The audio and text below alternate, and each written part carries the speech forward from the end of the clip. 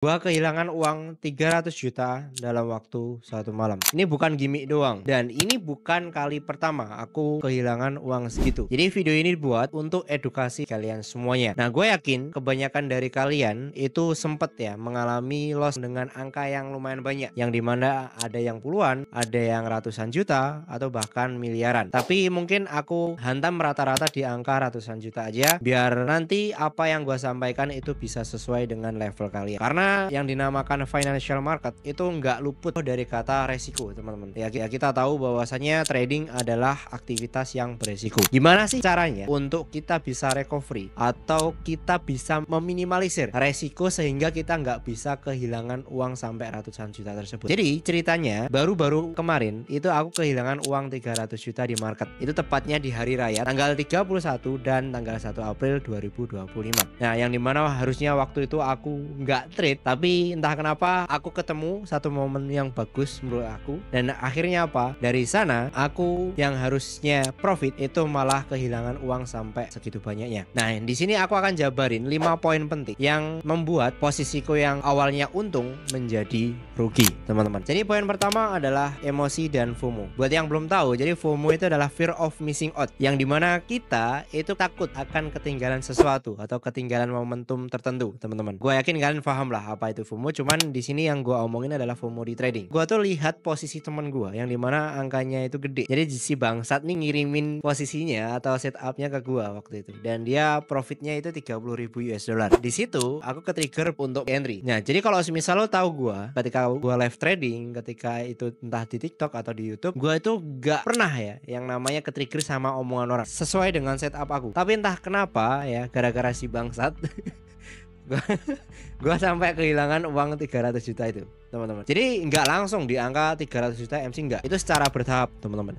Dan gue pakai yang namanya cash management. Jadi gue membagi modal gue. Modal gue di akun trading tuh total ada 10.000 US dollar, yang dimana 10.000 itu gue bagi dan gue eksekusi di satu akun. Ketika gue mengalami MC sekali, MC lagi, di situ gue emosi dan mencoba buat deposit dengan angka yang besar. Ini adalah bukti deposit gue. Ini adalah depo gue adalah 100 juta, teman-teman. Awalnya cuma $1.000, akhirnya ke-trigger di angka 100 juta. Dan itu bukan peluru terakhir, no. Itu $1.000 itu awalnya cuma 3 kali. Entah kenapa deposit di angka 100 juta atau sekitar 6 ribuan dolar. Gak lepas dari situ, angka 100 juta itu MC juga. Ini adalah screenshotnya. Semua bukti gue ada screenshotnya semuanya, guys. Esoknya lagi, tepat di jam 2 malam, jam 2 sampai jam 3 malam, gue deposit langsung 150 juta. Jadi total deposit gue di 2 hari itu adalah 300 juta, guys. Lu bisa bayangin gak? Uang 300 juta itu hilang di market gitu doang. Yang dimana harusnya bisa buat beli mobil, bisa buat beli apapun itu yang mungkin hal luxury ya, atau barang luxury, itu hilang gitu aja di market. Ini bukan pertama kalinya sebenarnya gue loss besar di angka tersebut. Cuman ya mau gimana pun juga yang namanya resiko tetaplah resiko. Kita nggak bisa nih ngehindarin resiko yang harusnya kita harus hadapin terus kita lari, no. Karena tanpa adanya resiko kita nggak dapat reward besar. Gue yakin apa yang gue alami beberapa tahun terakhir, ketika gue loss ratusan juta, ketika gue loss puluhan juta dalam satu kali entry dan lain sebagainya, itu membuat dimana menjadi Alif Kenzo yang sekarang. Jadi kalau semisal kalian cupu, kan nggak akan menjadi suatu hal yang besar. Ini adalah pesan gue. Terus yang kedua adalah terlalu menggampangkan market. Nah, kenapa hal ini bisa terjadi? Jujur li, sebulan full gue trade tuh hampir tidak ada yang namanya loss, teman-teman. Gue jujur, gue nggak ada yang namanya loss. Ya walaupun itu cuman BA atau mungkin kena SL plus dikit, walaupun itu 10 pips, tapi overall itu profit. Jadi posisi gue itu gak ada yang merah waktu itu, karena ngerasa euforia. Jadi gue terlalu menggampangkan market dan akhirnya gue mengabaikan atas yang namanya resiko. Sebenarnya ini aku sempat sampaikan kepada kalian, itu sebenarnya nggak boleh. Tapi endingnya apa? Endingnya gue juga ngalamin itu sendiri, teman-teman. Jadi kalau semisal kalian udah berada di fase dimana kalian menggampangkan market, kalian stop untuk trading dulu. Jadi apa yang gue sampaikan ini adalah apa yang gue alami. Jadi jangan lu percaya sama omongan-omongan mentor-mentor sebelah. Dia belum tentu nih yang ngalamin hal yang sama atau mungkin mengalami loss yang sama seperti kalian. Karena ada beberapa dari mereka yang pakai akun demo atau cuman buat akun-akun dummy lah. Tapi di sini kalau lu nonton video gua itu jelas ya. Semua bukti gua share di dalam video YouTube ini. Kalau semisal lu kurang jelas, lu bisa cek di Instagram gua di Alif Kenzo. Yang ketiga, terjebak dalam SL SL tipis. Gue adalah tipikal trader full margin. Kalian tahu ketika kalian menggunakan margin full atau full margin, range SL-nya itu sangat kecil banget, bahkan under 10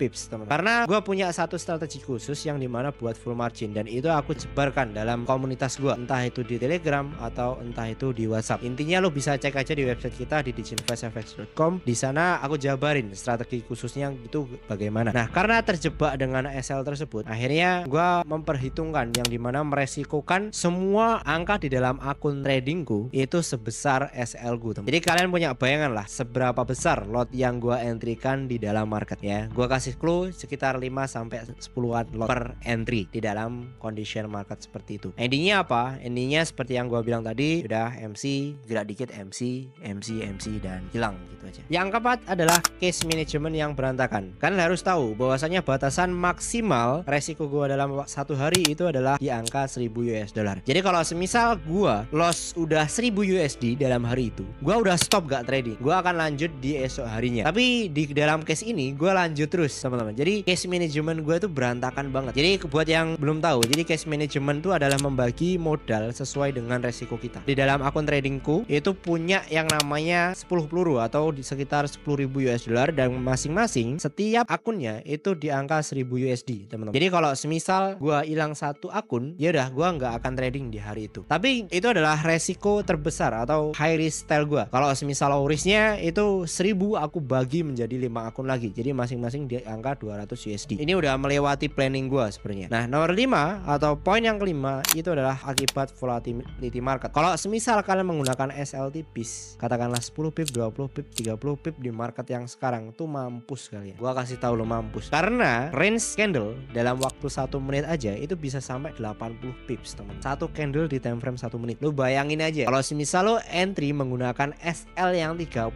pip, 50 pip, 20 pip atau bahkan ada yang 10 pips, apa nggak mati akun lu? Jadi karena faktor itulah kenapa hal ini bisa berantakan. Tapi poin pertamanya tetap emosi ya, emosi dan FOMO. Poin terbesar yang mungkin evaluasi buat gue juga, dan mungkin ini aku akan sampaikan ke kalian semuanya. Tapi kalian tenang aja, gue udah recovery uang 300 juta itu dalam waktu 1 minggu. Jadi tanggal 7 dan tanggal 8 kemarin gue berhasil recovery semuanya, dan ini adalah total profit aku dalam 1 tahun terakhir. Jadi setelah loss 300 juta itu bukan suatu hal yang terpuruk bagi gue, karena gue percaya kalau semisal gue punya mentality tersebut dengan angka yang segitu besar, gue akan terbang lebih jauh. Itu pasti dialami oleh semua trader. Jadi angka level kalian itu akan menentukan seberapa besar langkah kalian, teman-teman. Kalau semisal kalian kehilangan uang katakanlah 2 juta, 3 juta, terus kalian stres, ya mungkin kalian perlu naikin lagi level kalian ya. Tapi ya ingat, jangan goblok-goblok banget. Mungkin di video ini itu bisa buat pembelajaran buat kalian semuanya, sehingga dengan apapun yang terjadi di dalam market, di dalam kondisi kita jangan sampai keluar daripada batasan resiko kita. Jadi mungkin gitu aja yang bisa gue sampaikan. Thank you semuanya, bye bye,